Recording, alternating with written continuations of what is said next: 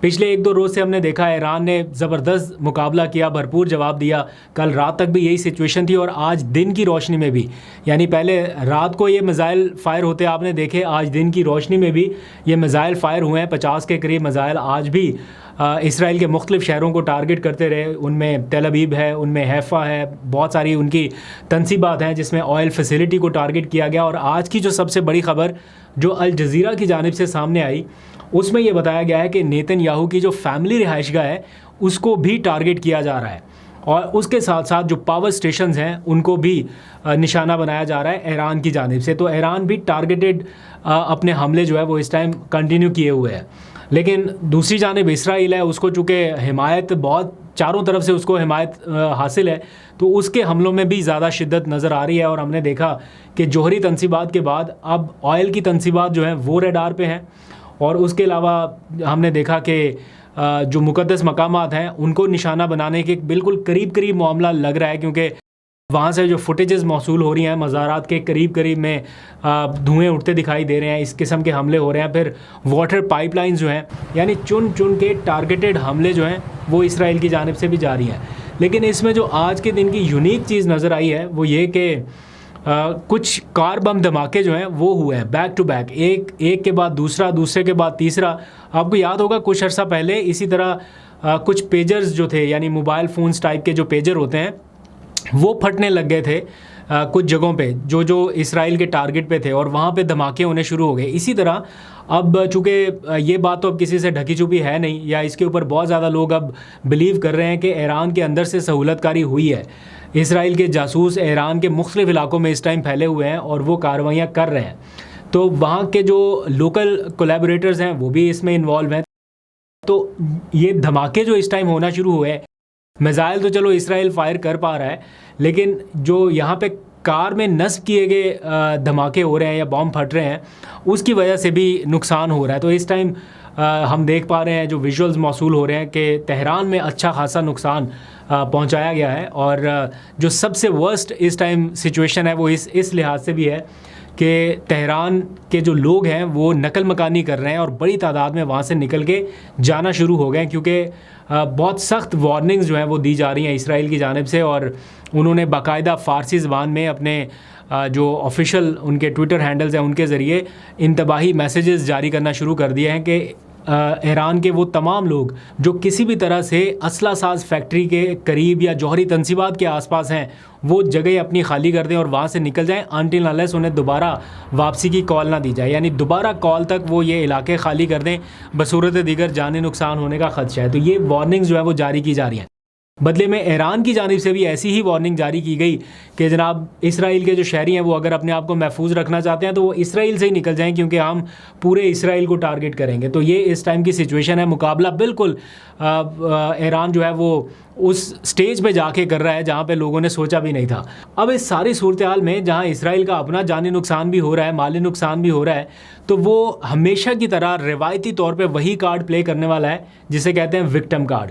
यानी वो लोगों को बता के दिखा के कि देखें जी हम इनके सिर्फ तनसीबात को टारगेट कर रहे हैं, मिलिट्री तनसीबात को, और यहाँ पर हमारे लोगों को मारा जा रहा है, इसलिए हम अब भरपूर किस्म का जवाब देंगे। तो उसको जो जवाब चाहिए था ऐसा लग रहा है कि वो उसको मिल गया और इसलिए उसके हमलों में अब शिद्दत आती जा रही है। और हमने देखा कि जो बचे कुचे जौहरी तनसीबात है अब उसकी तरफ नज़र है इसराइल की, और साथ ही साथ जो मिलिट्री तनसीबात हैं, ख़ास तौर पे जो एयर हेडक्वार्टर है या मिलिट्री की ऐसी बेसिस जहाँ से उसको लगता है कि थ्रेट आ सकता है, उनको टारगेट करना शुरू कर दिया गया है ताकि ज़्यादा से ज़्यादा इनके जो दिफाई मामलात हैं उनको कमज़ोर किया जा सके।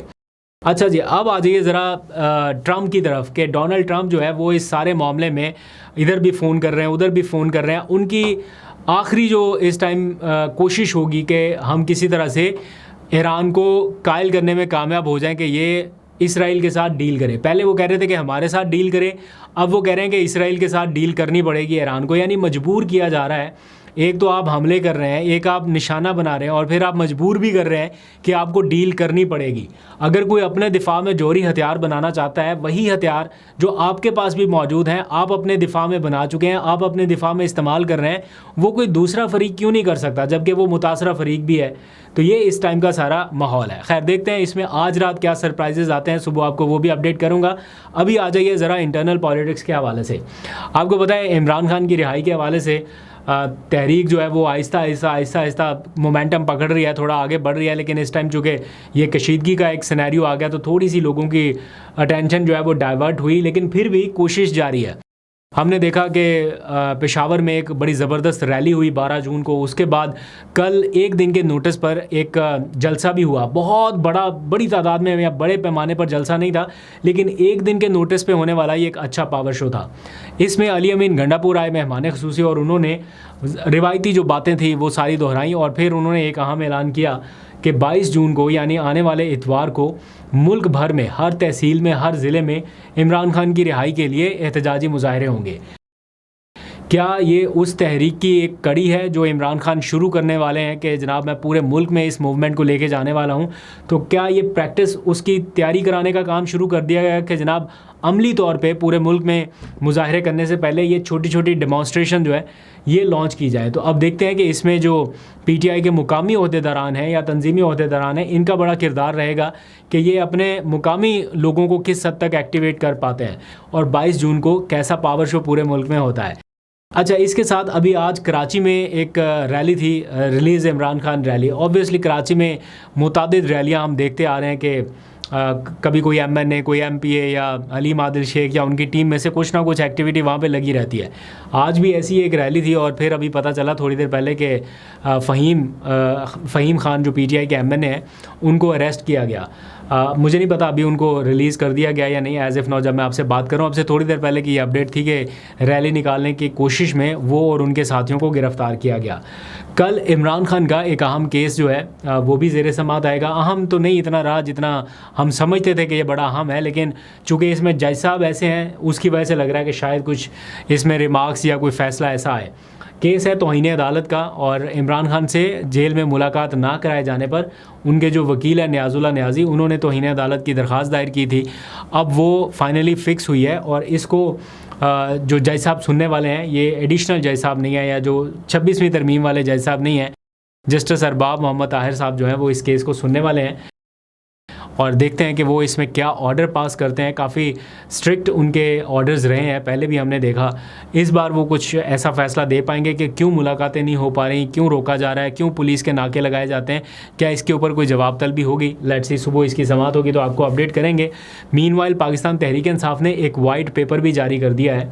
हमेशा की तरह ये मुआशी मामलात के हवाले से चूँकि बजट आ चुका तो इस बजट को क्रिटिसाइज़ करने के लिए या इसको एक कॉम्प्रिहेंसिव तरीके से आवाम को बताने के लिए उन्होंने एक पूरा वाइट पेपर जारी किया। बताया गया कि कहाँ पे कमी कोताही रही, कहाँ पे ज़राअत के शोबे में नुकसान हुआ, कहाँ एक्सपोर्ट में नुकसान हुआ, कहाँ रेमिटेंसेस, ये सारी चीज़ें जो है वो उन्होंने बताई हैं।